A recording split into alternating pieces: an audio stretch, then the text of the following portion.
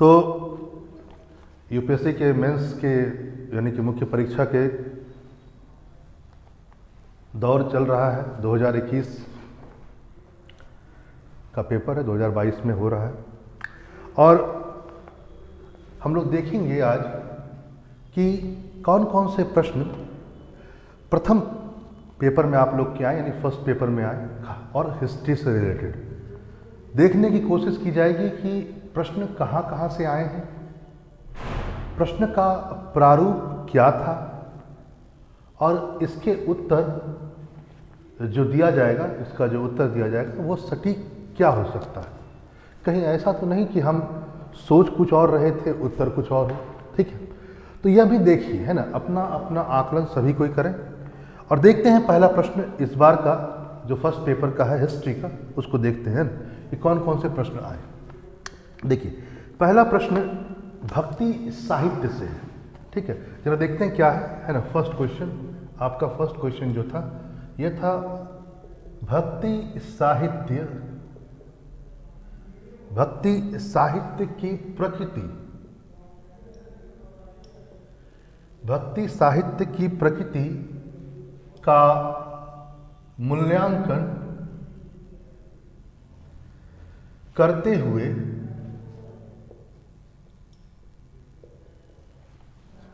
भारतीय संस्कृति, भारतीय संस्कृति में इसके योगदान का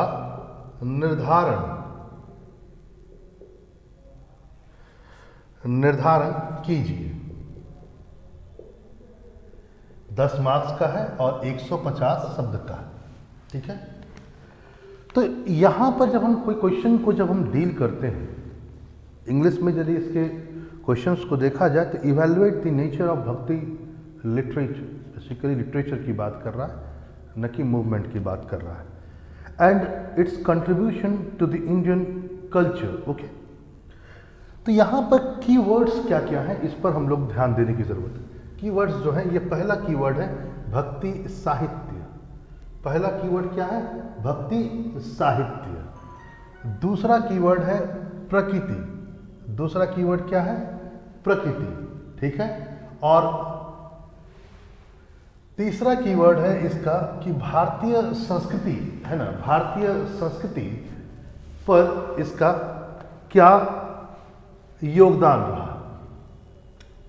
तो यदि देखा जाए तो भक्ति साहित्य पहला, प्रकृति दूसरा, भारतीय संस्कृति तीसरा और योगदान चौथा।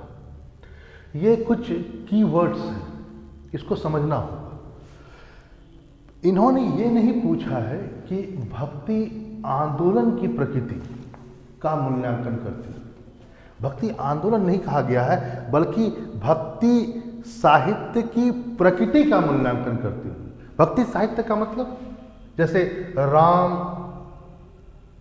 चरित्र मानस, ये भक्ति साहित्य है, उस दौर में लिखी गई। ठीक है, दूसरा है जैसे मान लेते हैं बीजक, मालूम होगा आपको, कबीरदास की है।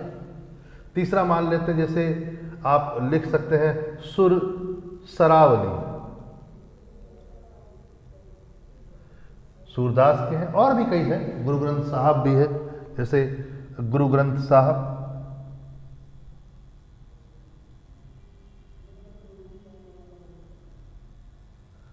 तो बाकी ये मैंने इंपॉर्टेंट बताया, लेकिन और भी है बहुत ही। भक्ति आंदोलन के दौरान कई सारे भक्ति साहित्यों की रचना है। तो ये कुछ इंपॉर्टेंट है जिसको हम लोग यहाँ पर देख रहे हैं। ठीक, तो इसका प्रकृति कैसी थी? क्वेश्चन है प्रकृति का मूल्यांकन करें, मतलब इन साहित्यों की प्रकृति का मूल्यांकन करने की बात हो रही है। तो क्या हो सकता है यदि कोई पूछे कि भक्ति साहित्य की प्रकृति क्या हो सकती है? तो पहला है इसमें सरल भाषाओं का प्रयोग, पहली प्रकृति थी कि इसमें सरल भाषाओं का प्रयोग किया गया था, हार्ड वर्ड्स का यूज नहीं किया गया था। क्या था इसकी प्रकृति का एक बहुत बड़ा पक्ष यह था कि इसमें सरल भाषाओं का प्रयोग किया गया था। दूसरा पॉइंट, और इसी से यह निकलता है कि इसका चरित्र यानी भक्ति साहित्य का चरित्र कैसा था, उदारवादी था, यानी रूढ़िवादी नहीं था, रूढ़िवादी नहीं था, कंजर्वेटिव नहीं था, लिबरल था, कंजर्वेटिव नहीं था, लिबरल था। ठीक है, एक तो सरल भाषाओं का प्रयोग किया गया, सिंपल वर्ड्स का यूज किया गया था, सिंपल है ना। सरल भाषाओं से भी अच्छा होगा कि यदि इसमें आप कहें कि सरल शब्दों का प्रयोग किया गया था तो ये ज़्यादा अच्छा रहेगा। सरल भाषा नहीं, सरल शब्दों का प्रयोग किया गया था। चरित्र उदारवादी थी। तीसरा जो सबसे इंपॉर्टेंट है, जो यहीं से निकला है, वह है क्षेत्रीय भाषाओं का प्रयोग। क्षेत्रीय भाषाओं का प्रयोग, क्षेत्रीय भाषाओं का प्रयोग मतलब यहां पर आपको यह नजर नहीं आएगा कि साहित्य संस्कृत में लिखे गए हैं, ये इस काल की विशेषता नहीं है। यहां पर इस काल में आप देखेंगे कि इन्होंने पुराने यानी कि प्राचीन काल के साहित्यिक भाषाओं का प्रयोग नहीं किया है, बल्कि क्षेत्रीय भाषाएं जो जहां पर थे वहां की क्षेत्रीय भाषाओं का प्रयोग हुआ है। यानी भोजपुरी, मैथिली, राजस्थानी, ब्रज, अवधी, इस टाइप की क्षेत्रीय भाषाओं का प्रयोग हुआ है। तो हम यहाँ पर भक्ति साहित्य की प्रकृति का है ना मूल्यांकन कर रहे हैं। तो कैसा है, सरल भाषाओं का प्रयोग, उदारवादी चरित्र था, क्षेत्रीय भाषाओं का प्रयोग। चौथा नंबर जरा देखते हैं और समझते हैं, वह यह था कि इसमें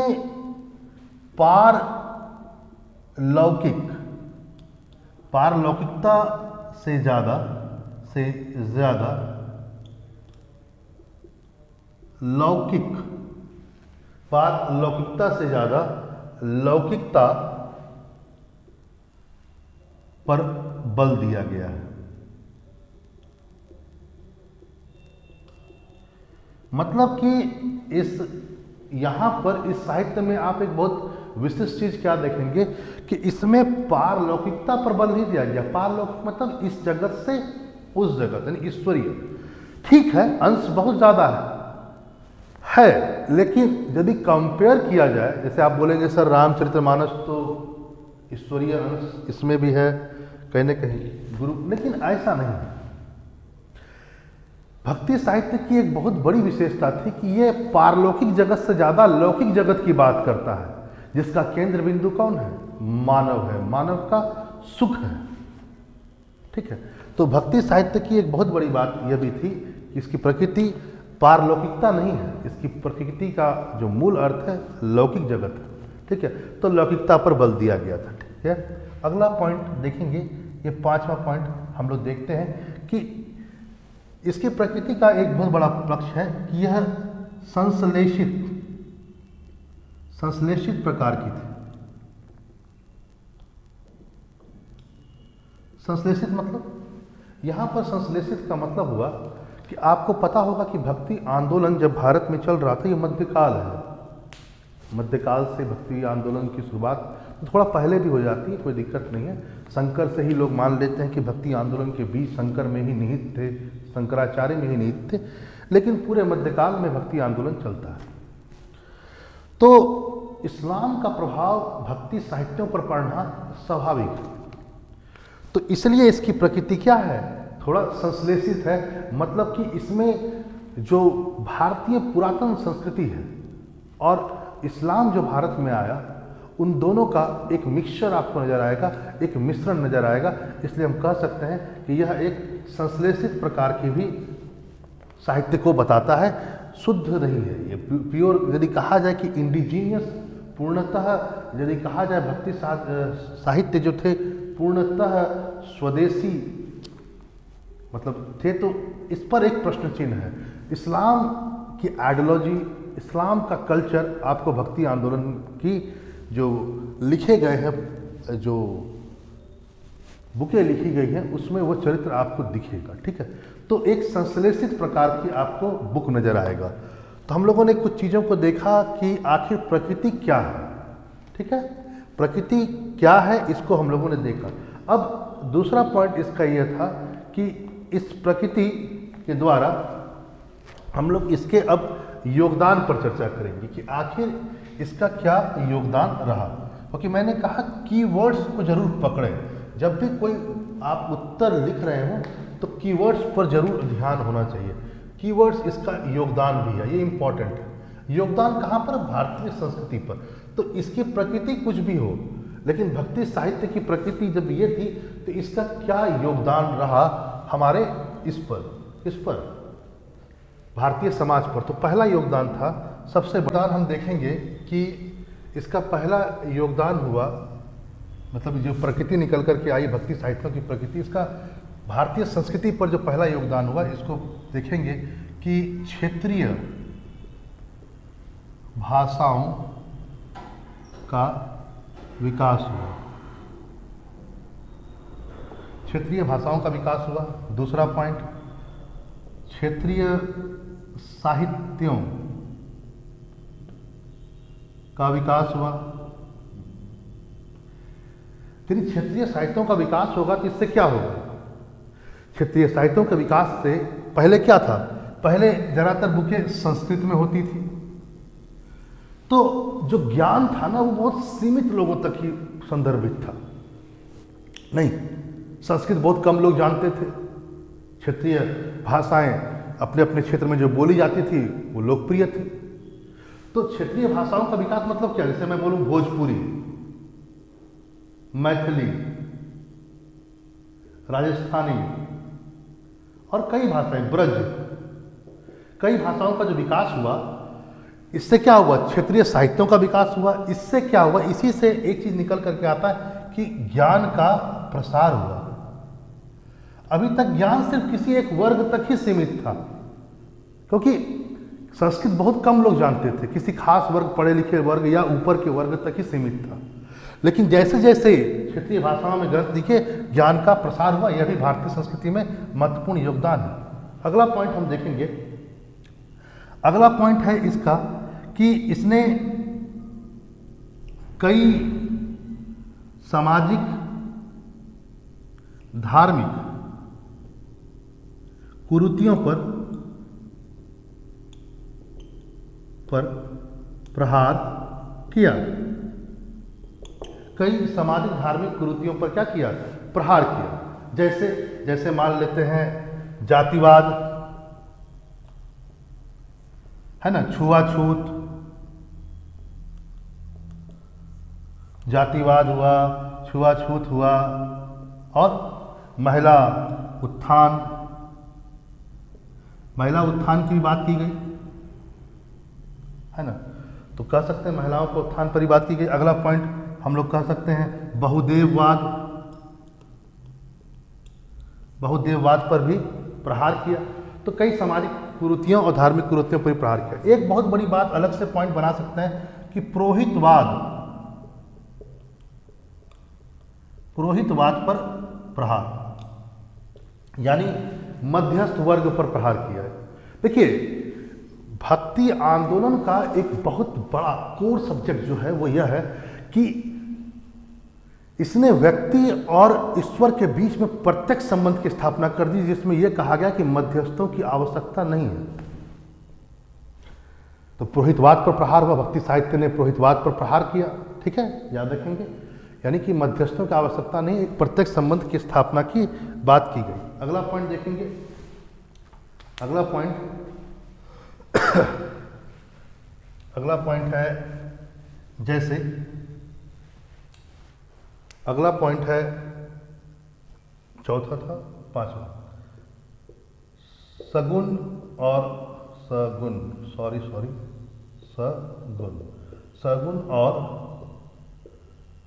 निर्गुण धाराओं का विकास। एक बहुत बड़ी बात थी भारतीय संस्कृति पे, इसका बहुत बड़ा योगदान यह पड़ा कि सगुण और निर्गुण धाराओं का क्या हुआ? विकास हुआ। ये भक्ति आंदोलन की विशेषता भी थी और इससे क्या हुआ, आगे विकास भी हुआ सगुण और निर्गुण। सगुण आप जानते होंगे कि जो ईश्वर की साकार है ना मूर्त पर विश्वास रखते हैं, जैसे कोई मूर्ति पूजा है ना, तो ये जो ईश्वर को एक साकार रूप में पूजा करते हैं इसको आप सगुण कहेंगे। और जो मानते हैं कि ईश्वर का कोई आकार होता ही नहीं है, वो निराकार है, ठीक है, तो उसको क्या बोलते हैं, निर्गुण बोलते हैं। लेकिन यहाँ पर इस बात को ध्यान देना होगा कि इसमें इस बात को समझना होगा कि इसका मतलब ये कतई नहीं है कि निर्गुण जो है वो नास्तिक है और ये आस्तिक, दोनों ही आस्तिक हैं। फर्क सिर्फ इतना है कि सगुण जो होते हैं वह ईश्वर की साकारता पर विश्वास करते हैं और ये ईश्वर की निराकारता पर विश्वास करते हैं, बस इससे ज़्यादा और कुछ नहीं। अगला पॉइंट, अच्छा जैसे कि मैं एक बात बताना भूल गया, जैसे हम लोग जब लिख रहे थे बेसिकली प्रकृति, तो प्रकृति में एक पॉइंट आप ये डाल सकते हैं कि इसका उपयोग ऊपर में हो सकता है। जैसे कि साहित्य की प्रकृति क्या थी, एक साहित्य की प्रकृति थी कि सारे कुछ ना कुछ संदेश दे रहे थे, संदेशात्मक थे, लेसन। जैसे रामायण, रामचरित्र मानस, एक संदेश था कि यदि आप बुरा करेंगे तो बुराई करेंगे तो आपके साथ बुरा होगा, बुराई का अंत होता है। रावण को बुरे के रूप में देखा गया, यदि आप कुछ गलत काम करते हैं तो आपका अंत भी बुरा होगा।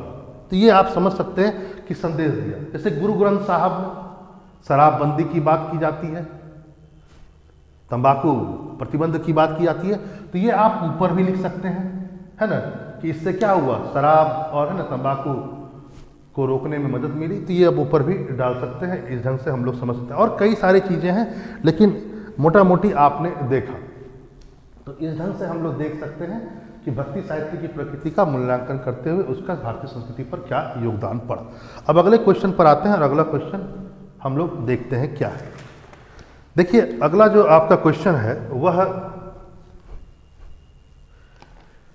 सामाजिक धार्मिक सुधार आंदोलन से संबंधित है, यानी 19वीं शताब्दी के सामाजिक धार्मिक सुधार आंदोलन उससे संबंधित है। और बहुत ही आसान प्रश्न है, वैसे भी इस बार सारे प्रश्न आसान ही आए हैं, तो जरा देखते हैं क्या है प्रश्न और उसको समझते हैं। देखिए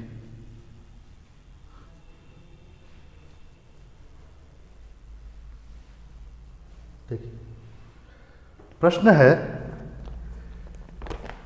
क्वेश्चन नंबर था 2, इसमें भी 2 ही है, हम लोगों का भी 2 है। देखिए, यंग बंगाल एवं ब्रह्मो समाज के विशेष संदर्भ में सामाजिक धार्मिक सुधार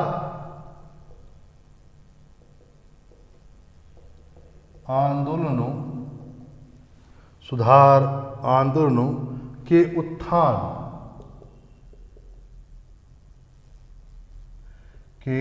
उत्थान तथा विकास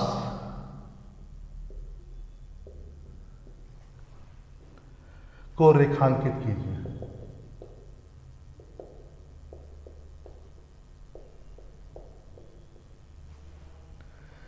$150 वर्ड का है और 10 मार्क्स में। देखिए, यंग बंगाल और ब्रह्म समाज आप जानते हैं ये दोनों क्या है, 19वीं शताब्दी के सामाजिक धार्मिक सुधार आंदोलनों के है ना विशेष संगठन है। और इसके विशेष संदर्भ में सामाजिक धार्मिक सुधार आंदोलनों के उत्थान और विकास को रेखांकित कीजिए। देखिए, यहां पर जो शब्द सबसे ज्यादा जानने की जरूरत है कि यह केवल ये कहता है कि विशेष संदर्भ में सामाजिक धार्मिक सुधार आंदोलनों के उत्थान और विकास। तो इसका मतलब ये नहीं बोल रहा है ये कि केवल ब्रह्म समाज और केवल बंगाल के बारे में बोलिए, नहीं, वो कहते हैं कि सामाजिक धार्मिक सुधार आंदोलनों के उत्थान और विकास को रेखांकित कीजिए। तो यहाँ पर हमें ओवरऑल बात करना है, कैसे उत्थान हुआ, क्यों उत्थान हुआ और कैसे विकास हुआ। हाँ, संदर्भ में इन दोनों को जरूर रखना है, ठीक है। तो यहाँ पर याद रखेंगे, उत्थान में हमेशा पृष्ठभूमि को ध्यान में रखा जाता है और विकास में पतन सबसे बड़ा इंपॉर्टेंट रोल अदा करता है, ठीक है। उत्थान में पृष्ठभूमि और विकास में पतन। तो हम लोग का कीवर्ड क्या होगा, कीवर्ड होगा ये पूरा का पूरा सुधार आंदोलनों, ये पहला हुआ। अब इनका विकास ये दूसरा हुआ और ये तीसरा, ठीक है। तो ये बात ध्यान में रखेंगे। चलिए, यदि इसको लिखा जाए तो पहला पैराग्राफ में क्या लिखा जाएगा, फर्स्ट पैराग्राफ। तो पहला पैराग्राफ में हम लिखेंगे कि सामाजिक धार्मिक सुधार आंदोलन के उत्थान के कारण यदि बता देंगे तो कारण किसको बताता है, पृष्ठभूमि को बताता है। तो बेसिकली सामाजिक धार्मिक सुधार आंदोलन के कारण क्या थे, यानी पृष्ठभूमि। तो इसमें आप एक नंबर डाल दीजिए, जैसे समाज में व्याप्त कुरीतियां जो भी है, जैसे कि सती है ना, कास्टिज्म है, ठीक है, अनटचेबिलिटी यानी छुआछूत है, और बहुत सारी चीजें हैं, बुराइयां हैं आपके समाज में, आप जितना लिख सकते हैं लिखिए। दूसरा पॉइंट, धर्म में भी बुराई है, तो धर्म के बारे में भी लिखिए, जैसे बहुदेववाद है ना, बहुदेववाद, पुरोहितवाद है ना, और भी कुछ चीजें हैं, उसको देख सकते हैं, ठीक है। तीसरा पॉइंट एक ये भी था, ईसाई धर्म का प्रसार,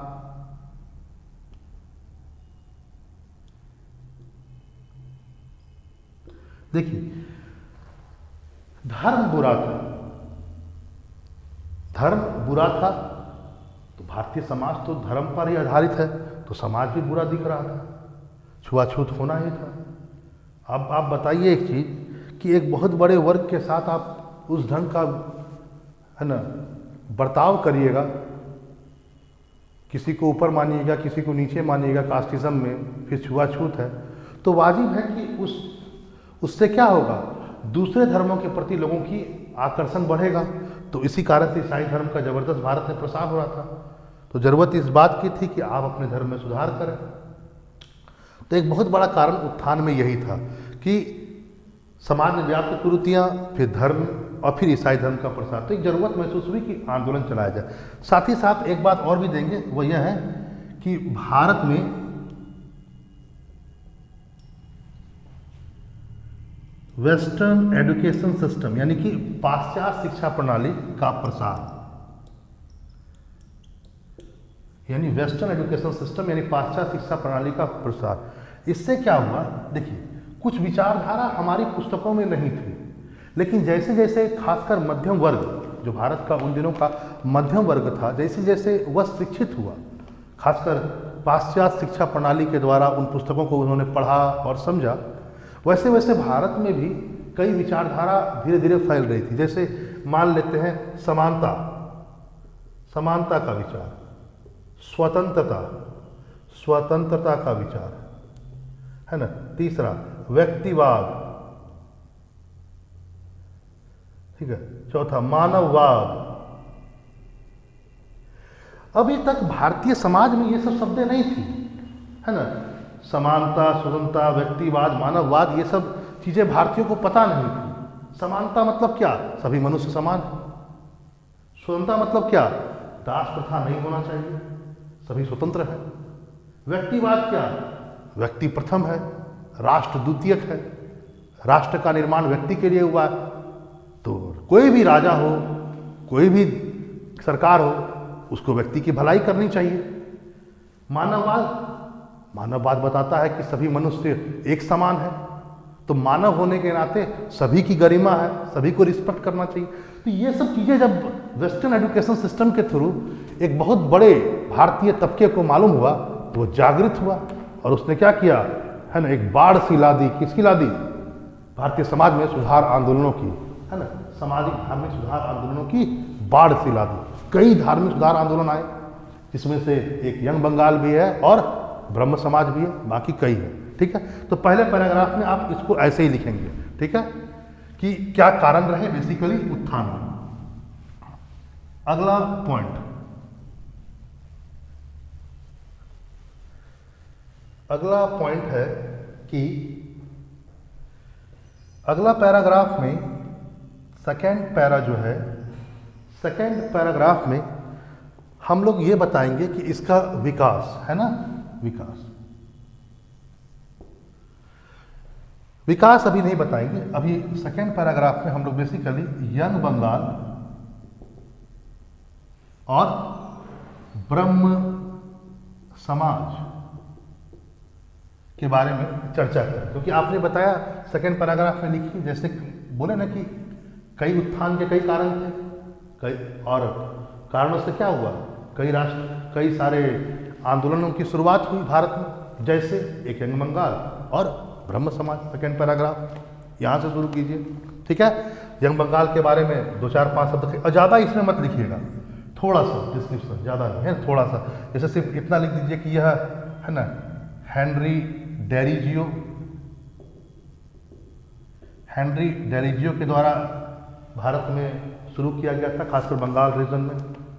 एक घड़ी विक्रेता के रूप में ये भारत आए थे, विदेशी थे, बहुत कम उम्र में इनका देहांत हो गया। ठीक है, चलिए ये सब पर चर्चा बाद में करेंगे। इन्होंने कई बातें की, राष्ट्रवाद सबसे प्रमुख था, इन्होंने राष्ट्रवाद की खूब चर्चा की, भारतीयों के मन में इसका विकास किया। ठीक है, दूसरा बात उच्च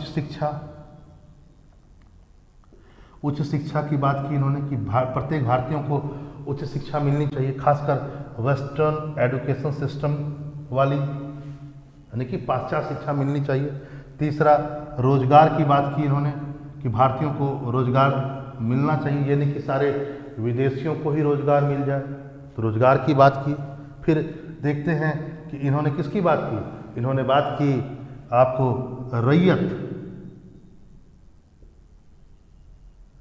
रैयत के अधिकारों की बात की।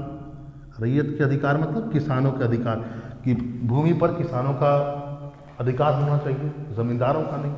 ठीक है, तो हेनरी डेरिजियो साहब ने यंग बंगाल आंदोलन के साथ कुछ बातें कही। ठीक, वहीं ब्रह्म समाज देखते हैं 1928 में स्टैब्लिश हुआ था, आपको सब पता है, राजा राम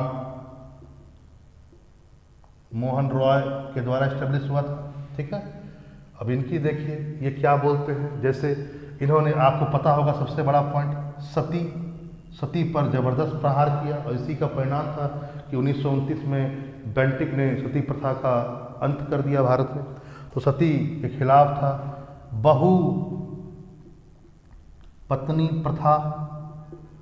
बहुपत्नी प्रथा पर इन्होंने प्रहार किया इस समाज ने। तीसरा पॉइंट राष्ट्रवाद, पता होना चाहिए कि राजा राम मोहन राय को भारत में राष्ट्रवाद का पिता कहा जाता है। ठीक है, तो राष्ट्रवाद की भावना इन्होंने भी बढ़ाई। अगला पॉइंट, इन्होंने भी है ना वेस्टर्न एजुकेशन सिस्टम को सपोर्ट किया है। अगला पॉइंट, इन्होंने एक बहुत देखेंगे तो एक ईश्वरवाद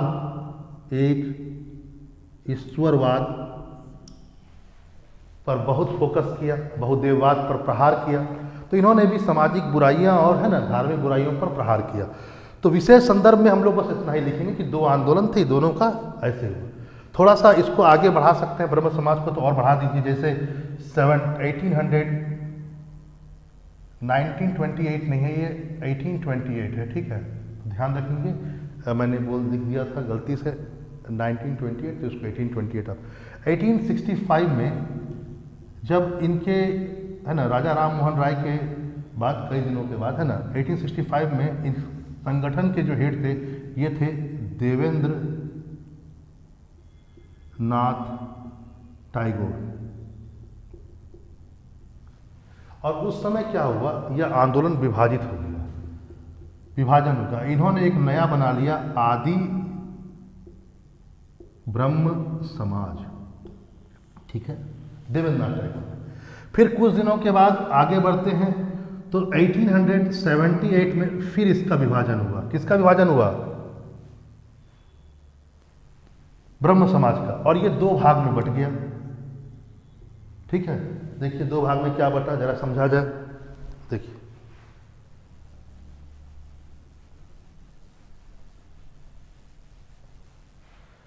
इधर से देख लेते हैं, दो भाग में बट गया। एक है केशव चंद्र सेन और एक है आनंद मोहन बोस। केशव चंद्र सेन वाला गुट को कहा गया भारत वर्षीय ब्रह्म समाज, और आनंद मोहन बोस को कहा गया साधारण ब्रह्म समाज। तो विभाजन होता रहा, तो ये एक बहुत बड़ी खासियत रही इनके विकास में, खासकर ब्रह्म समाज में। ठीक है, तो इसको इसी ढंग से सेकंड पैराग्राफ को डील करना है, इसमें बहुत ज़्यादा नहीं ध्यान देना है। यंग बंगाल के बारे में थोड़ा कह देना है और थोड़ा ये। अब आते हैं थर्ड पैराग्राफ में और देखते हैं इसके विकास पर हम लोग चर्चा करते हैं। ठीक है, ध्यान दीजिएगा। विकास,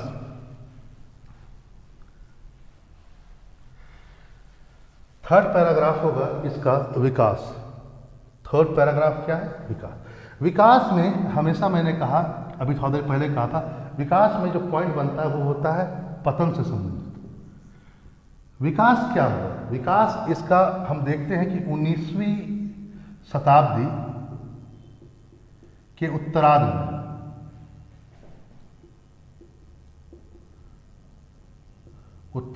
में सभी लगभग ये समाप्त, पतन हो जाता है ना, पतन हो जाता है। यानी सामाजिक धार्मिक सुधार आंदोलन का 19वीं शताब्दी के उत्तरार्ध में क्या देखते हैं हम लोग? एक पतन दृष्टिगोचर होता है। क्या पतन है? कारण क्या रहे पतन का? तो पहला कारण है कि क्षेत्र विशेष से जुड़े हुए थे।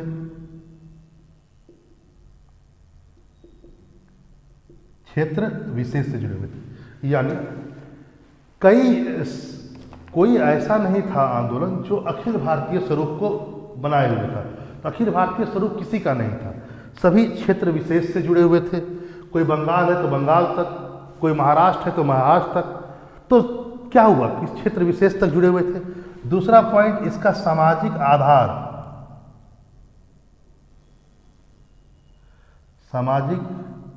आधार, कमजोर था।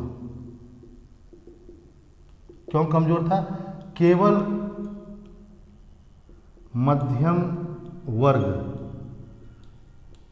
को ही यह आकर्षित कर पाया।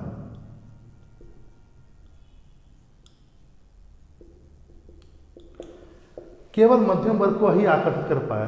देखिए, आर्य समाज को यदि छोड़ दिया जाए तो, आर्य समाज को यदि हम छोड़ दें तो लगभग सारे जितने भी सुधार आंदोलन हुए हैं वह क्या है? वह क्षेत्र विशेष तक ही संबंधित है, और उनका सामाजिक आधार जो है वो भी बहुत कमजोर है। मध्यम वर्ग, आर्य समाज निम्न वर्ग में भी अपने आप को पैठ बनाए हुए हैं, लेकिन बाकी सब देखते हैं कि नहीं, वो केवल मध्यम वर्ग तक ही अपने आप को रख पाए, आगे ज़्यादा इन्होंने आगे नहीं ले जा पाए। ठीक है, तो यह भी हम लोग समझेंगे। ठीक है, आगे देखते हैं। तो बेसिकली इसको यही लिखना है कि विकास में पतन हो गया क्योंकि क्षेत्र विशेष तक थे। दूसरा पॉइंट, इनका सामाजिक आधार कमजोर था। क्यों? क्योंकि यह केवल मध्यम वर्ग को ही आकर्षित कर पाए। तीसरा पॉइंट यह भी देंगे, तीसरा पॉइंट ये बताएं कि ये आंदोलन जो था, मतलब कि कई संगठन जो थे, आंदोलन जो थे, विभाजन का शिकार भी हुए, इससे भी आंदोलन कमजोर हुआ। जैसे अभी आपको मैंने कहा ब्रह्म समाज, जब आप कई बार विभाजन होगा तो वह क्या होगा? वह कमजोर हो जाएगा, है ना। जब लगातार किसी चीज में विभाजन होता जाएगा तो क्या होगा? वह कमजोर हो जाएगा, बहुत ज़्यादा दिनों तक नहीं चल पाएगा। विभाजन यदि घर में ही होगा तो घर भी कमजोर होता है। तो उसी ढंग से लगातार विभाजन के शिकार होने से क्या हुआ? इनका विकास बाधित हो गया। ठीक है, तो हम लोगों ने इस क्वेश्चन को देखा। चलिए हम लोग अगले क्वेश्चन को देखते हैं और समझते हैं। ठीक है,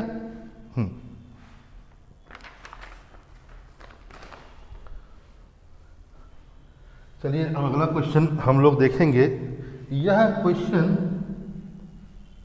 कांग्रेस के प्रारंभिक चरण से है। आप लोग को पता होगा कांग्रेस की स्थापना 1885 में हुई थी और कांग्रेस सिर्फ एक पार्टी नहीं है बल्कि यह राष्ट्रीय आंदोलन का नाम था, है ना। और कांग्रेस के नेतृत्व में देश आजाद भी हुआ। अब देखते हैं क्या है क्वेश्चन, जरा समझेंगे। देखिए क्वेश्चन इसमें है 11 नंबर क्वेश्चन है, जरा समझेंगे। क्वेश्चन है कि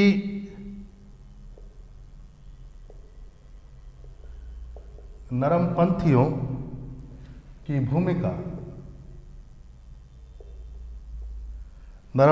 की भूमिका ने किस सीमा तक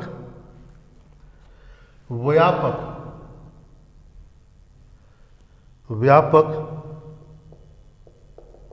स्वतंत्रता आंदोलन का आधार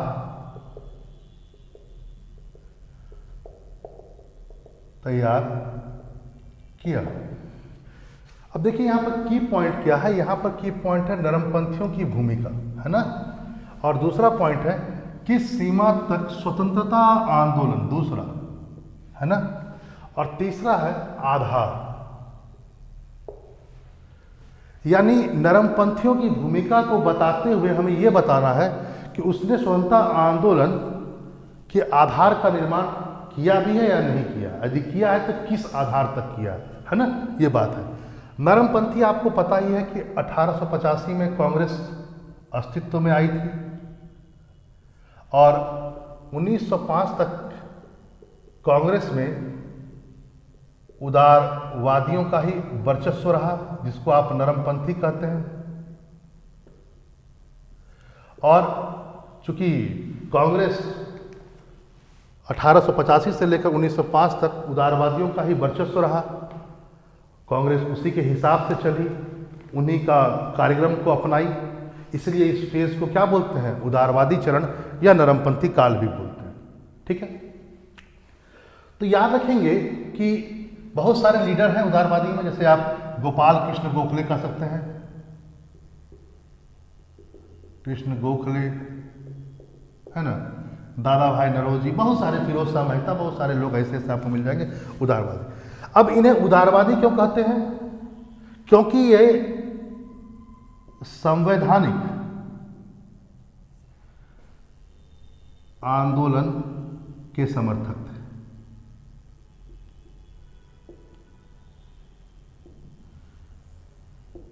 यानी ये किसी भी प्रकार से असंवैधानिक चीजों का प्रयोग नहीं करते हैं, ये संवैधानिक आंदोलन के समर्थक थे। मतलब यदि इनको कोई मांग रखना है तो एप्लीकेशन लिखेंगे, सिग्नेचर प्रोग्राम चलाएंगे, सभाओं का आयोजन करेंगे, प्रेस वगैरह में अपनी बातों को रखेंगे, मतलब अच्छे तरीके से, संवैधानिक तरीके से अपनी मांग को ले जाएंगे और रखेंगे।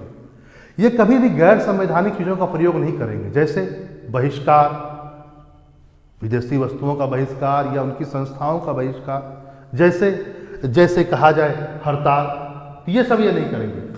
तो इसके कारण इनकी बहुत बुराई भी हुई। क्यों? क्योंकि तिलक जैसे लोग जो थे, जो उदारवादियों से एकदम अलग थे, जिन्हें उग्रवादी भी कहा जाता था, तिलक जैसे लोगों ने इस काल को, यानी उदारवादियों के काल को भिक्षावृत्ति का काल कह दिया, बेगर्स पीरियड। क्यों कहा? क्योंकि इन्होंने कहा कि ये लोग जाते हैं रोज सवेरे सवेरे एप्लीकेशन लेकर के गवर्नर के सामने, गवर्नर इनकी बात माने या ना माने, इनकी मर्जी, मानो भीख मांगने के लिए पहुंच जाते हो। तो इस पीरियड को भिक्षावृत्ति काल कहा गया और इसलिए यह प्रश्न बनाया गया कि आखिर ये कहा जाए कि उन्होंने बेस तैयार किया गया। तो पहला पैराग्राफ में, फर्स्ट पैराग्राफ में परिचय दें। किसका परिचय देंगे? नरमपंथियों का। पहला पैराग्राफ में एक परिचय दें नरमपंथियों का, 20 से 30 शब्दों में, ज़्यादा नहीं, ठीक है, 20 से 30 शब्द में, कि 1985 से लेकर 1805 तक जिनके नेतृत्व में कांग्रेस चला, जिनकी विचारधाराओं को लेकर कांग्रेस चला, उनको नरमपंथी कहते हैं। और ये संवैधानिक आंदोलन के समर्थक थे। बस जो अभी लिखवाया वही लिखना है, ज़्यादा इसमें बातें नहीं बनाना, इसको ज़्यादा है भी नहीं। अब सेकेंड पैराग्राफ जो होगा यही इसका मेन है, वह है कि क्या इन्होंने कर दिया, यानी इनके योगदान की बात की जा रही है ना, क्या इन्होंने कर दिया जो स्वतंत्रता आंदोलन के बेस का तैयार किया। इसका हम लोगों को क्या करना है, बेसिकली टिप्पणी करना है, ठीक है। और ये 250 शब्द में है, यानी 15 मार्क्स का क्वेश्चन है। देखिए तो सेकेंड पैराग्राफ में हम लोगों को लिखना है कि यहां से शुरू कीजिए कि अंग्रेजों ने अपने लिए भारत में आस्था तंत्र बना रखा था। असल में बहुत सारे लोग भारत में ऐसे थे जो अंग्रेजों के शासन को अच्छा मानते थे। उनको लगता था कि अंग्रेज हमारे लिए आए हैं, हमारा उद्धार करने के लिए आए हैं। और इस तरीके से अंग्रेजों ने भारतीयों के मन में अपने लिए एक आस्था तंत्र क्रिएट कर रखा था। और ये आस्था तंत्र कैसे बनाया था, इसके लिए उन्होंने एक सिद्धांत दिया, श्वेत व्यक्ति पर भार का सिद्धांत। श्वेत व्यक्ति पर भार का सिद्धांत उन्होंने जब व्हाइट मैन बर्डन्स थ्योरी, असल में उन्होंने भारत को बहुत आसानी से गुलाम बना लिया कहा जाए तो। वो बोले कि देखो भारत तो शुरू से गुलाम रहा है, सिकंदर ने गुलाम किया, फिर 1206 से मुस्लिम शासन है, तो हम भारत को गुलाम करने नहीं आए हैं, हम पर तो भार है। हमें तो ईश्वर ने एक भार सौंप रखा है कि हम बाहर निकलें और इस देश का कल्याण करें, इस क्षेत्र के लोगों का कल्याण करें। यानी ये उनका कहना था कि ईश्वर ने हम जैसे गोरे लोगों को यह काम दिया है कि हम कालों का उद्धार करें, सिविलाइज करें, उन्हें सभ्य बनाएं। ये हम पर बर्डन है, हम पर भार है, हम आपको गुलाम नहीं बनाए। तो ऐसी ऐसी बातें करके है ना, उन्होंने भारतीयों के मन में क्या किया, अपने लिए एक आस्था बना दी, आस्था तंत्र बना दिया। अब जब तक इस आस्था तंत्र को आप तोड़ेंगे नहीं, तब तक लोग कांग्रेस से कैसे जुड़ेंगे। आप जरा सोचिए, आपने एक पार्टी बनाई और अगले दिन सभी लोग आपके उस पार्टी में शामिल हो जाए, ऐसा संभव नहीं है। इसके लिए आपको बताना पड़ेगा कि आप दूसरे से अच्छे हैं, बताना पड़ेगा। तो हमें यह कांग्रेस को यह बताना पड़ेगा कि वो सही है, अंग्रेज गलत है। तो इसके लिए क्या किया इन्होंने, प्रारंभिक जो राष्ट्रवादी थे, जिनको आप नरमपंथी कहते हैं, इन्होंने पहला काम किया कि अंग्रेजों ने जो अपने लिए भारत में एक आस्था तंत्र क्रिएट कर रखा था, ये बोल करके व्हाइट मैन बर्डन्स थ्योरी, इस पर क्या किया, इसको तोड़ा। यानी इसको व्हाइट मैन बर्डन्स थ्योरी का तोड़ा या कहा जाए, इसको नहीं तोड़ा, उस आस्था तंत्र को क्या किया, उसको है ना ध्वस्त कर दिया या तोड़ा, आस्था तंत्र को तोड़ दिया। कैसे तोड़ा, ये दे करके उन्होंने जो आस्था तंत्र बनाया था उसको तोड़ा। इसके लिए इन्होंने एक्सपोज किया, किसको एक्सपोज किया, अंग्रेजों को एक्सपोज किया, अंग्रेजों को एक्सपोज किया। अब बड़ा ध्यान से सुनिए, होता क्या है कि जो आस्था तंत्र इन्होंने क्रिएट कर रखा था ये बोल करके, इसको तोड़ना बहुत जरूरी था आस्था तंत्र को। तो इसको कैसे तोड़िएगा, तो आपको एक्सपोज करना पड़ेगा अंग्रेजों को। कैसे एक्सपोज किया, एक्सपोज के लिए इन्होंने अंग्रेजों का आर्थिक विश्लेषण किया।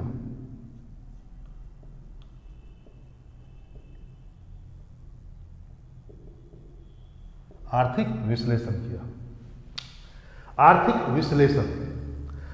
विश्लेषण किया और आर्थिक विश्लेषण करके नरमपंथियों ने एक थ्योरी लाई, धन की निकासी का सिद्धांत। ये उदारवादियों के द्वारा दिए, यहाँ कंफ्यूज मत होइएगा, ये उदारवादी दिए थे और ये अंग्रेज लेकर के आए। इन्होंने अंग्रेजों का आर्थिक विश्लेषण किया। इन्होंने कहा और एक सिद्धांत दिया, क्या दिया? धन की निकासी। इन्होंने कहा सुनिए, अंग्रेज पलासी के युद्ध से ही, पलासी के युद्ध के बाद से ही उनका भारतीय रेवेन्यू पर अधिकार होता चला गया, भारतीय राजस्व पर अधिकार होता चला गया। और वो क्या कर रहे हैं? वह भारत के ही पैसे से भारतीय माल खरीदते हैं, मान लो कपास, फिर उस कपास को इंग्लैंड ले जाते हैं, जहां पर लंकाशायर, मैनचेस्टर, लिवरपूल में कई कॉटन मिल्स थे। और इन कॉटन मिल्स में क्या होता था? ये कपास से सूती वस्त्र बनते थे और फिर दोबारा वह भारत में आकर बिक जाते थे। यानी इन्होंने क्या बताया आर्थिक विश्लेषण में? कि भारत से सब कुछ जा रहा है, कुछ आ नहीं रहा है। इन्होंने आर्थिक विश्लेषण करके बोला कि अंग्रेज जो व्यापार कर रहे हैं ये क्या है? एक तरफा व्यापार है।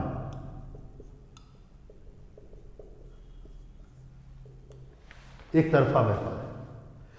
यानी इन्होंने अंग्रेजों को श्वेत व्यक्ति के भारत के सिद्धांत को एक्सपोज करने के लिए क्या किया? धन की निकासी सिद्धांत लाया और समझाया कि ये एक तरफा विकास, केवल एक तरफा व्यापार करते हैं और भारत से सब कुछ जा रहा है, कुछ आ नहीं रहा है। सच्चाई ये है, यदि भारत आज गरीब है, यदि भारत में आज बेरोजगारी है, तो उसका मूल कारण क्या है? धन की निकासी।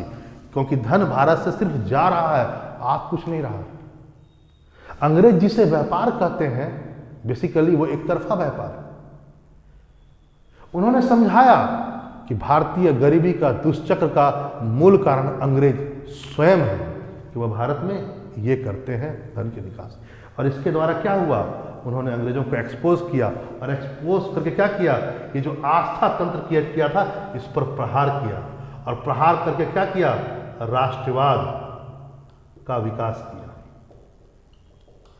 और जब भारत में अंग्रेज विरोधी राष्ट्रवाद का विकास हुआ, उससे क्या हुआ? कई सारे लोग फिर धीरे धीरे समझ गए कि अंग्रेज झूठ बोलते हैं, ये पार्टी सही है। और कई सारे लोग क्या हुए? कांग्रेस से जुड़े। और जब कांग्रेस से जुड़े, उससे क्या हुआ? सामाजिक आधार बढ़ा। किसका बढ़ा? कांग्रेस का। तो याद रखेंगे, यहां पर एक बात ध्यान रखेंगे, सेकेंड पैराग्राफ में जैसे मैंने बोला वैसे लिखना है। आस्था तंत्र को तोड़ा, जो उन्होंने ये सिद्धांत ला के दिया था, इसको तोड़ने के लिए उन्होंने एक्सपोज किया। कैसे एक्सपोज किया? उनका आर्थिक विश्लेषण करके एक थ्योरी दी और समझाया क्या क्या हुआ। और इससे क्या हुआ? एक बहुत बड़े भारतीय समाज में राष्ट्रवाद का विकास किया, कांग्रेस के सामाजिक आधार का विस्तार किया। कांग्रेस, पता ही है आपको, कांग्रेस सिर्फ एक पार्टी नहीं थी, एक राष्ट्रीय आंदोलन था जो आगे चलकर स्वतंत्रता आंदोलन में बदल गया। तो यदि एक मजबूत स्वतंत्रता आंदोलन आगे बना, जिसको गांधी जी ने लीड किया आगे चल करके, तो उसका बेस किसने बनाया? उसका बेस यही नरमपंथियों ने बनाया। क्यों? क्योंकि इन्होंने आर्थिक विश्लेषण करके क्या किया? ब्रिटिश कैरेक्टर को एक्सपोज किया और भारतीय जनमानस को राष्ट्रीय आंदोलन के साथ जोड़ा। इनका पहला काम तो यह था।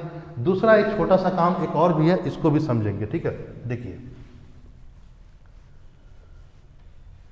दूसरा है, ध्यान देंगे, दूसरा सेकेंड पैराग्राफ का ये पहला पॉइंट था जो अभी तक बताएं, वो पहले पॉइंट पर है। दूसरा है कि शुरुआत में आंदोलन कहिए या कांग्रेस कहिए, आंदोलन मतलब राष्ट्रीय आंदोलन को दमन से बचाया। दमन किसकी? सरकारी दमन। सरकार किसकी थी? ब्रिटिश सरकार थी, एक साम्राज्यवादी सरकार थी। अब सर सुनिए, यदि शुरुआत में मान लो, है ना, 4 आदमी बैठ जाए और आकर के बोले कि नहीं मैं हड़ताल करूंगा, मैं बहिष्कार करूंगा, तो आपको तुरंत संदेह की नज़र से देखा जाता और आपको कुचल दिया गया होता। लेकिन शुरुआत में उदारवादियों ने क्या किया? एक संवैधानिक आंदोलन को चलाया, जिससे अंग्रेजों के मन में भी उनके प्रति ज़्यादा संदेह उत्पन्न नहीं हुआ। उन्होंने कभी भी जल्दी मतलब है ना, शुरुआत में कांग्रेस को एक खतरे के रूप में नहीं देखा। उनके मन में यह था कि कांग्रेस तो केवल एक पढ़े लिखे लोगों की संस्था है, बस, और कुछ नहीं। और वो चला भी रहे थे संवैधानिक आंदोलन, तो ज़्यादा वो कुछ कर भी नहीं सकते थे अंग्रेज। लेकिन यदि आप सरकार विरोधी एकदम हो जाइएगा और आप ऐसे ऐसे काम कीजिएगा जो अनकॉन्स्टिट्यूशनल है, अनलीगल है, इलीगल है, तो आपका दमन कर देती सरकार। और वो भी शुरुआत में, जब कांग्रेस एक छोटे से लोगों का संगठन था। धीरे धीरे कांग्रेस का सोशल बेस मजबूत हुआ। पहले शुरुआत में बहुत कम लोग थे, तो शुरुआत में इन्होंने संवैधानिक प्रकार के आंदोलन को चलाते हुए क्या किया, सरकारी दमन से कांग्रेस को बचाया, राष्ट्रीय आंदोलन को बचाया, स्वतंत्रता आंदोलन की नींव को तैयार किया। ठीक है, तो इस ढंग से आप इस क्वेश्चन को डील कर सकते थे। चलिए अब अगले क्वेश्चन पर आते हैं और देखते हैं अगला क्वेश्चन। अगला क्वेश्चन बहुत ही आसान है और सीधा पूछा गया है। ठीक है, तो ध्यान में रखें।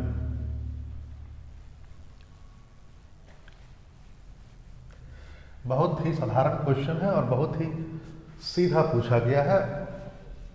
देखते हैं क्या है क्वेश्चन और समझते हैं। देखिए,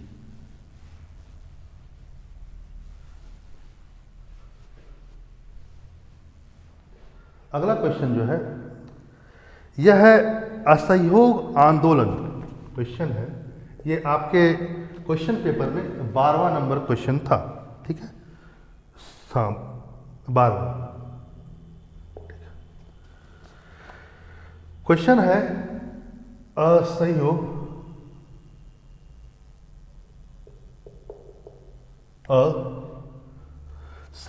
आंदोलन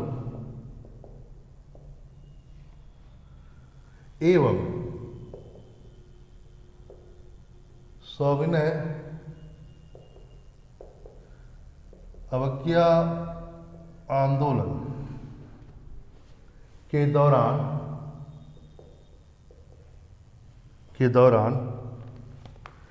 महात्मा गांधी के रचनात्मक कार्यक्रमों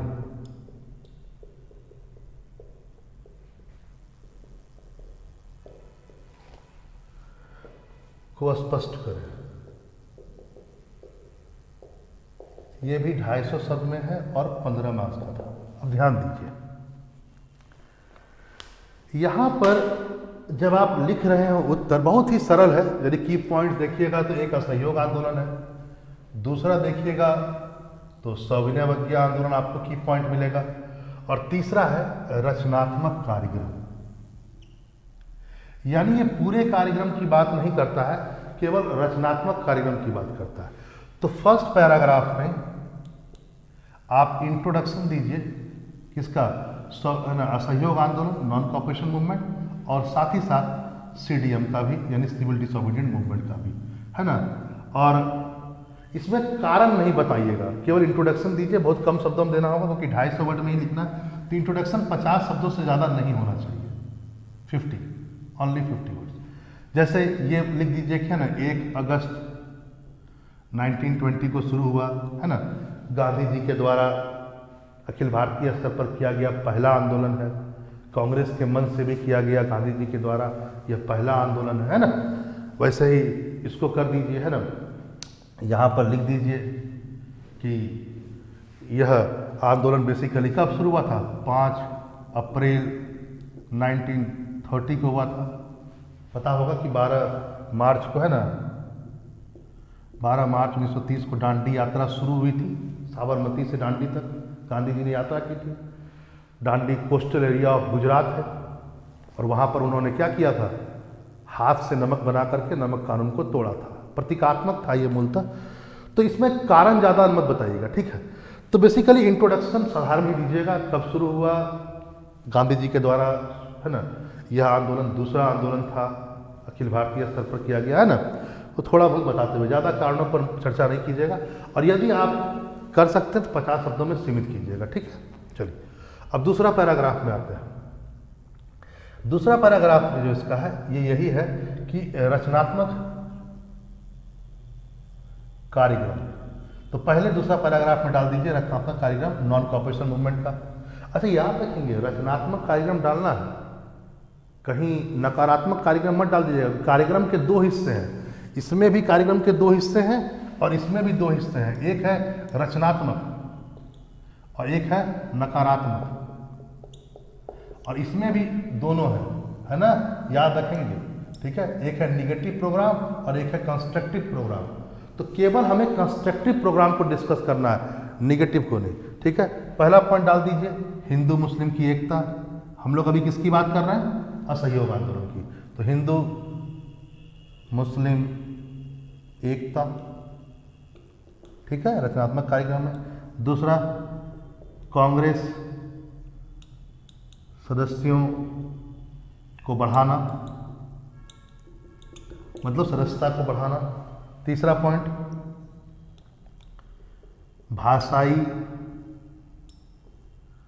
भाषाई आधार पर कांग्रेस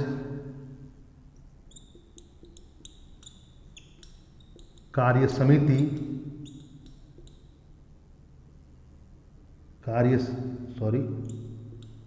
समिति का गठन,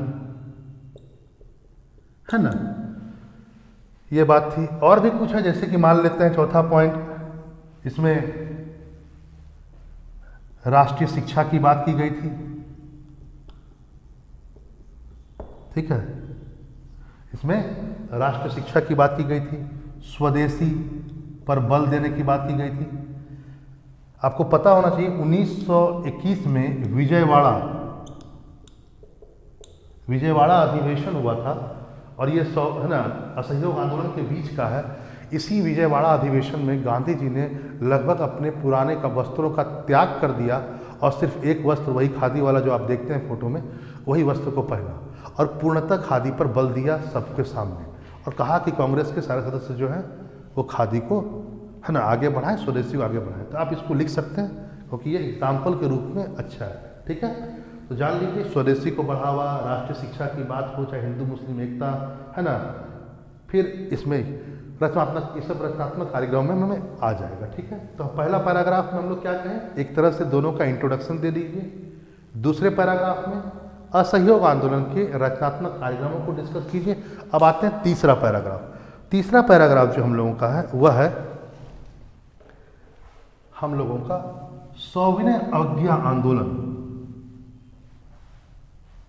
सविनय अवज्ञा आंदोलन के रचनात्मक कार्य, ठीक है, सविनय अवज्ञा आंदोलन के रचनात्मक कार्य।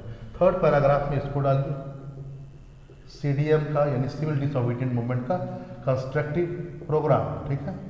अब देखिए यहाँ पर समझना क्या है, किसी भी बुक में आपको जल्दी नहीं मिलेगा कि सविनय अवज्ञा आंदोलन के कंस्ट्रक्टिव प्रोग्राम क्या है, ये बिखरे हुए हैं, इसलिए इसको इकट्ठा करना पड़ता है। जैसे देखिए, यदि इस प्रोग्राम को आप, सविनय अवज्ञा आंदोलन को आप देखेंगे तो इसकी शुरुआत कैसे हुई है। गांधी ने इरविन के सामने, जो गवर्नर थे उस समय, इरविन, उनके सामने 11 सूत्री मांगों को रखा, 11 डिमांड्स को रखा, और इरविन ने उन्हें मानने से साफ इनकार कर दिया।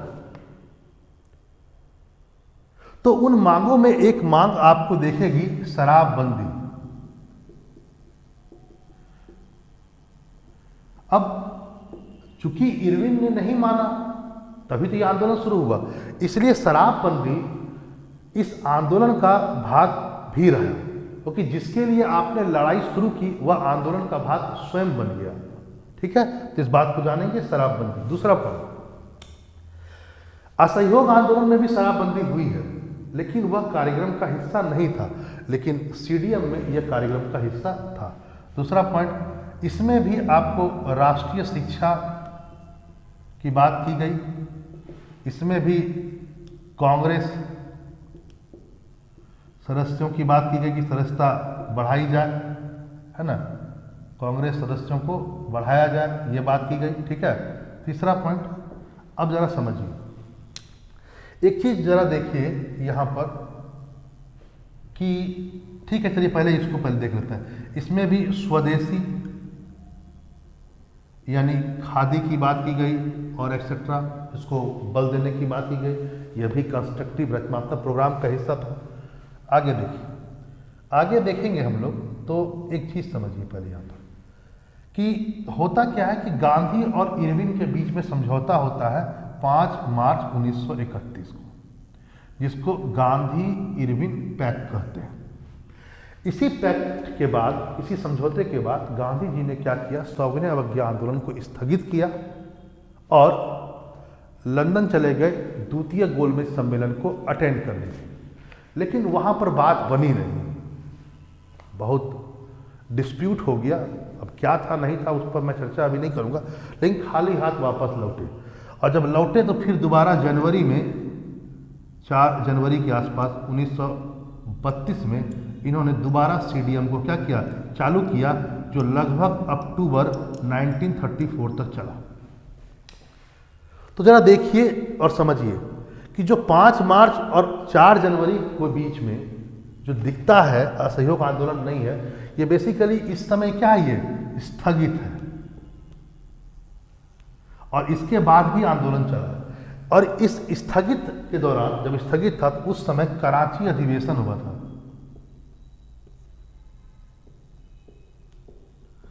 कराची अधिवेशन में जो मूल बातें थी, आप उसको सविनय अवज्ञा आंदोलन से अलग नहीं देख सकते। वह गांधी की विचारधारा को ही बताता है, क्योंकि वह सविनय अवज्ञा आंदोलन का ही दौर चल रहा था। तो कराची अधिवेशन में जो भी हुआ वो रिफ्लेक्शन था किसका, सविनय अवज्ञा आंदोलन का ही था, क्योंकि वो उसके बीच का भाग था। आप उसको उससे अलग नहीं देख सकते। तो यदि मौलिक अधिकारों की घोषणा हुई, मौलिक अधिकारों पर बल, तो यह भी इस आंदोलन का भाग है, क्योंकि कराची अधिवेशन आंदोलन के बीच का समय है। आंदोलन शुरू हुआ है कब से, आंदोलन शुरू हुआ है 12 अप्रैल से लेकर के लगभग अक्टूबर 1934 तक चला है। बीच में थोड़ा समय है ना, ये आंदोलन स्थगित रहा। और कराची अधिवेशन कब हुआ है, ये 1931 का है। इसलिए कराची अधिवेशन प्रतिबिंब है किसका, असहयोग आंदोलन। ठीक है, आगे देखिए, आगे है सबसे बड़ा बात, हरिजन उत्थान।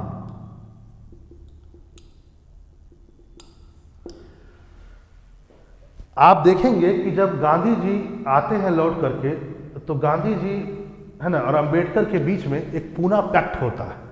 पूना पैक्ट लगभग 26 सितंबर 1932 को होता है। गांधी जी उस समय जेल में होते हैं और उन्होंने क्या किया, दलितों को आरक्षण दिया। किसने, गांधी जी ने। गांधी जी ने कहा कि दलितों के विकास के लिए आरक्षण बहुत जरूरी है, तो उनको आरक्षण दिया जाए। और बहुत सारी बातें हैं उसमें छुपी हुई, क्या दे रहे थे, क्या था, क्यों अंबेडकर और गांधी के बीच में कुछ डिस्प्यूट हुआ, क्यों ये दोनों के बीच में पैक्ट हुआ, ये सब चर्चाएं कभी और। लेकिन हरिजन उत्थान इस आंदोलन का सबसे बड़ा मोटो था, क्योंकि इसी आंदोलन के बीच में क्या हुआ, 26 सितंबर 1932 को गांधी और अंबेडकर के बीच में समझौता होता है और दलितों को क्या किया जाता है, रिजर्वेशन दिया जाता है, चाहे वो स्टेट लेजिस्लेचर हो या सेंट्रल लेजिस्लेचर।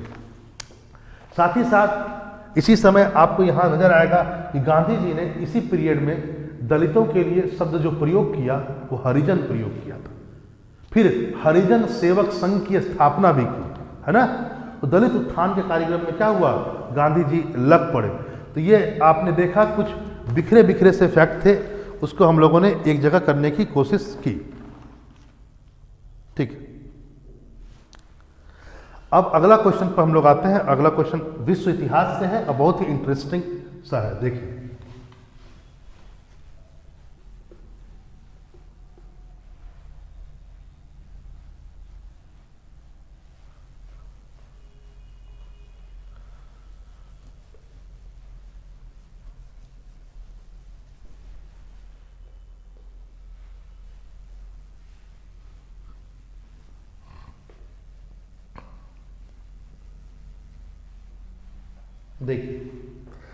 अगला क्वेश्चन हम लोग देखते हैं। ये क्वेश्चन बेसिकली क्वेश्चन नंबर 13 है, जो इस बार आया था।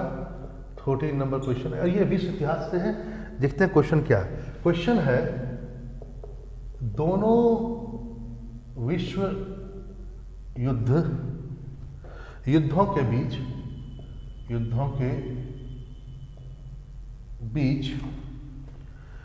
लोकतंत्रीय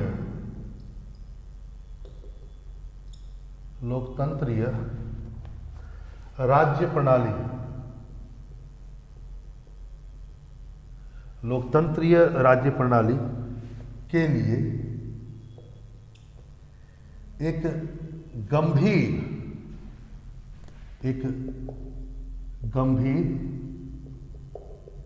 चुनौती उत्पन्न हुई। इस कथन का मूल्यांकन करें।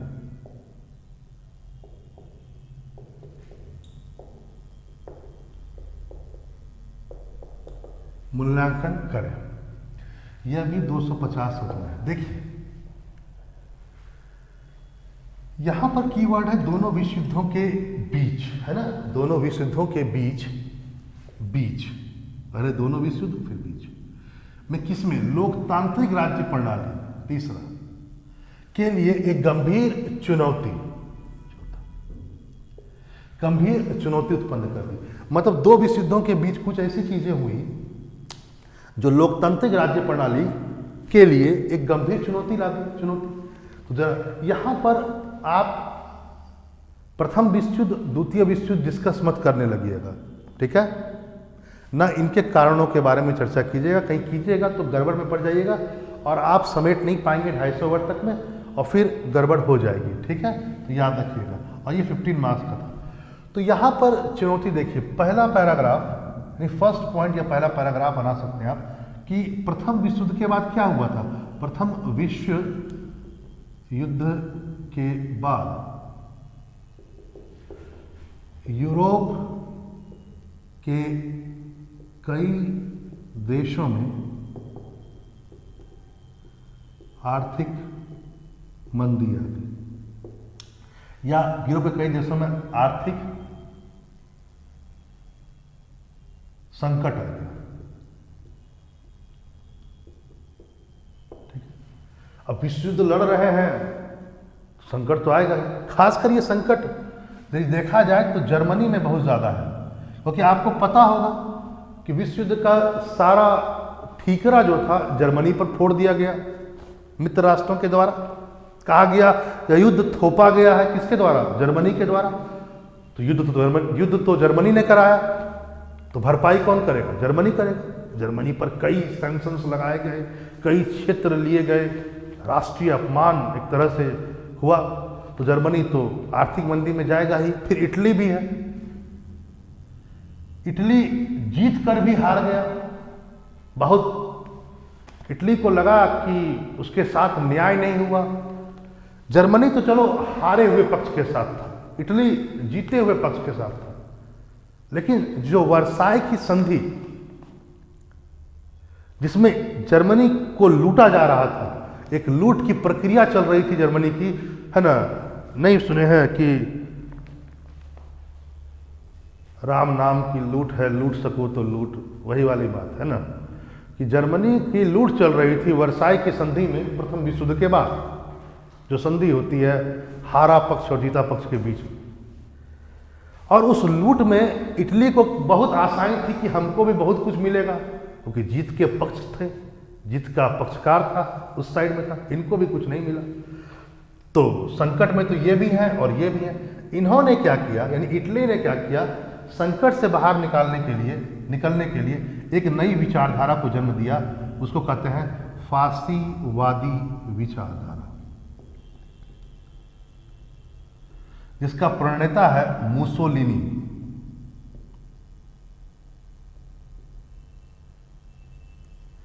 इटली ने, है ना, जो इटली का गौरव भी छीन गया, क्योंकि जीता हुआ पक्ष था, इसके बाद भी वो कुछ नहीं मिला, तो गौरव भी कम हुआ, राष्ट्रीय अपमान हुआ। तो उससे बाहर निकलने के लिए और आर्थिक संकट से बाहर निकलने के लिए इसने फासीवादी विचारधारा को अपना लिया, यानी मुसोलिनी के द्वारा जो लाया गया, ठीक है, उसको बोलते हैं फासीवादी विचारधारा। मुसोलिनी सत्ता में आया, उसने जिस आइडियोलॉजी को अपनाया, फासीवादी विचारधारा में बहुत सारी बातें हैं डिस्कस करने वाली, लेकिन हम लोग यहाँ पर मेन बातें करेंगे वो यह है कि यह विकास के लिए, सबसे बड़ी बात, विकास के लिए युद्ध को आवश्यक मानता है।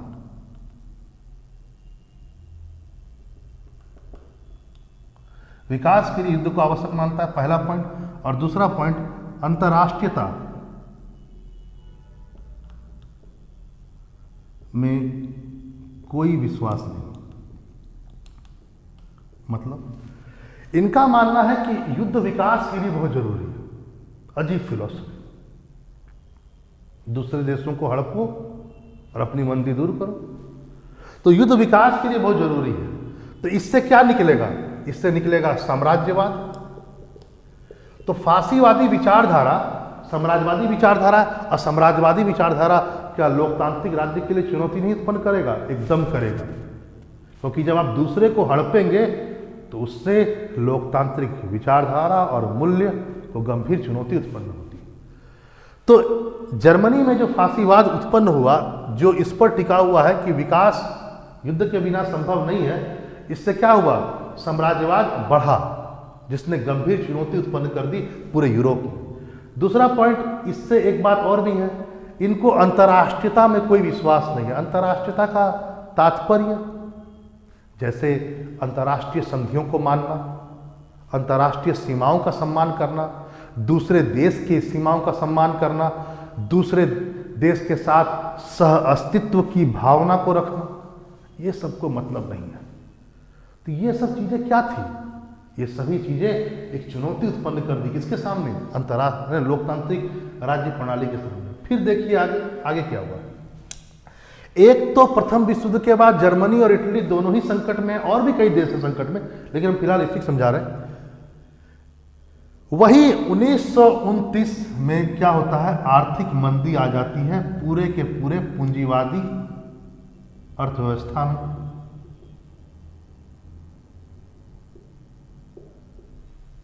पूंजीवादी अर्थव्यवस्था में जबरदस्त आर्थिक मंदी आती है। और जैसे ही मंदी आई, वैसे ही क्या हुआ? तो आपको पता होना चाहिए कि जर्मनी के साथ बहुत कुछ छीना गया है ना। प्रथम विश्व युद्ध के बाद जर्मनी से बहुत कुछ लिया गया। तो जर्मनी में आर्थिक संकट बहुत गंभीर था। तो एक देश है अमेरिका, है ना, यूएसए, उसने सोचा कि चलो जर्मनी को बाहर निकाला जाए। उसको लगा कि नहीं, जर्मनी को बाहर निकालना सही रहेगा। तो एक दावोस योजना चल रही थी। दावोस योजना के तहत जर्मनी को लगातार पैसे दिए जा रहे थे अमेरिका के द्वारा, ताकि वो संकट से बाहर निकले। लेकिन 1929 की आर्थिक मंदी ने क्या किया? उसने दावोस योजना को बंद कर दिया। और जैसे ही बंद हुआ, अब उल्टा जर्मनी से पैसा मांगा जा रहा है कि भैया जो दिए हैं उसको वापस करो। अब जर्मनी कहां से वापस करे?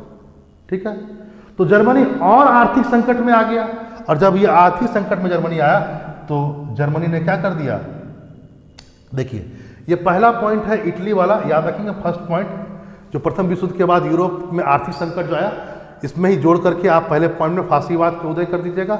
और 1929 में जो आर्थिक मंदी आई पूंजीवादी अर्थव्यवस्था में, जिससे दावोस योजना प्रभावित हुआ, इसका ही परिणाम था कि 1933 में हिटलर जर्मनी का चांसलर बन जाता है। और इस जो विचारधारा को अपनाता है वो है नाजीवाद। नाजीवाद कुछ नहीं है, फांसीवाद का हिटलर संस्करण है, वर्जन है, और कुछ नहीं। जो फांसीवाद कहता है वही नाजीवाद भी कहता है। ठीक है, तो जरा समझिए कि क्या चुनौती उत्पन्न हुई। पहली चुनौती है फांसीवाद का उदय, दूसरी चुनौती हो गई ये, सच्चाई ये है। दूसरी चुनौती हुई पूंजीवादी अर्थव्यवस्था में जो आर्थिक संकट आया, जबरदस्त संकट आ गया। ये सभी के लिए हानिकारक था। सभी लोकतांत्रिक देश क्या हुए? उससे प्रभावित हुए। ठीक है, और सबको लगा कि अब हम लोग को सोचना चाहिए क्या? पूंजीवाद पर। तीसरा है हिटलर का उदय, यानी नाजीवाद का उदय। और यह भी साम्राज्यवादी थे, यह भी अंतर्राष्ट्रीयता पर विश्वास नहीं रखते हैं, जिसने लोकतांत्रिक राज्यों के सामने क्या कर दिया? चुनौती उत्पन्न कर दी। किसी भी संधि को नहीं मानते हैं। लगातार कभी चेकोस्लोवाकिया का अधिग्रहण तो कभी किसी का अधिग्रहण, है ना। तो इन्होंने इस तरह से क्या हुआ? चुनौती उत्पन्न कर दी। तो हम लोग यहाँ पर देखे 3 पॉइंटों को हम लोगों ने डिस्कस किया अभी। वो किए फांसीवाद, दूसरा आर्थिक संकट, याद रखेंगे इसको मैन में डालना है, ये भी अपने आप में एक चुनौती थी। तीसरा नाजीवाद का उदय हिटलर के नेतृत्व में, तीसरा पॉइंट। चौथा पॉइंट जरा समझिए, इसी से संबंधित है, इस आर्थिक संकट से। चौथा पॉइंट क्या होता है जरा समझिए। जब पूरी पूंजीवादी अर्थव्यवस्था में एक है ना एक मंदी आ गई, आर्थिक मंदी आ गई, बेसिकली 29 में क्या हुआ था? आर्थिक मंदी। पूंजीवादी अर्थव्यवस्था में जो आर्थिक मंदी आई थी 1929 की आर्थिक मंदी, जिसके कारण दावोस योजना रुका था और हिटलर और नाजीवाद जो आया, तो ये जो मंदी आई, इससे कारण से क्या हुआ कि यूरोप में, यूरोपीय देशों में, है ना, यूरोपीय देश में समाजवाद और साम्यवाद का प्रसार होने लगा।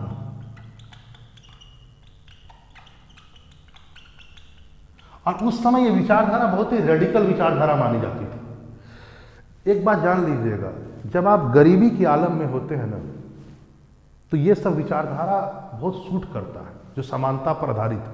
अब साम्यवाद को सोच लीजिए, एक ऐसी विचारधारा जो ये बात बोले कि देखो तुम गरीब नहीं हो, बेसिकली पूंजीपतियों ने तुम्हें गरीब बनाकर रखा हुआ है, तो एक काम करो, उनके खिलाफ आंदोलन करो, उन्हें मार दो, तभी समानता आ सकती है। अब सोचिए हुआ क्या कि जैसे ही यूरोप में आर्थिक मंदी आती है 1929 में, यूरोप के कई देशों में समाजवाद और साम्यवाद बहुत ही रेडिकल रूप में, उग्रवादी रूप में प्रसारित होने लगा। और इसने भी क्या कर दिया? लोकतांत्रिक राज्यों के सामने क्या कर दिया? एक चुनौती उत्पन्न कर दिया। ठीक है, तो हम लोगों ने 4 पॉइंटों को देखा। एक है फासीवाद, एक है नाजीवाद, एक है आर्थिक मंदी और उसी से जुड़ा हुआ सब चीजें। वैसे आर्थिक से ही जुड़ा हुआ सब चीजें, लेकिन यहां पर प्रश्न है मूल्यांकन करना। तो क्या केवल द्वितीय विश्व युद्ध के सामने जो चुनौती हुई, उत्पन्न हुई, उसका मूल्यांकन भी करना है? मूल्यांकन देखिए, जब मूल्यांकन कर रहे हो तो एक बात ध्यान रखेंगे, वह यह है कि यहां पर मध्यम मार्ग भी अपनाना पड़ता है।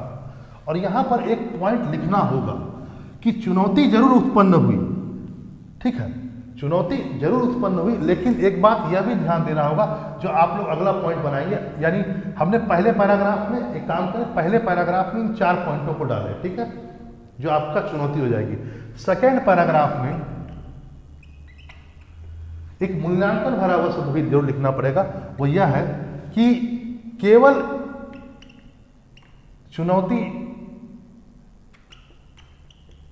चुनौती के रूप में नहीं देखा जा सकता है इस पूरे काल को। यह काल एक प्रकार से संशोधन का काल था। क्या था? संशोधन का काल। क्योंकि इसने क्या किया? इसने पूंजीवादी अर्थव्यवस्था में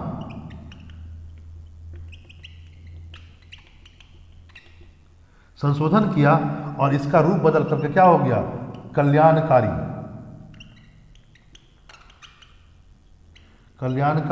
राज्य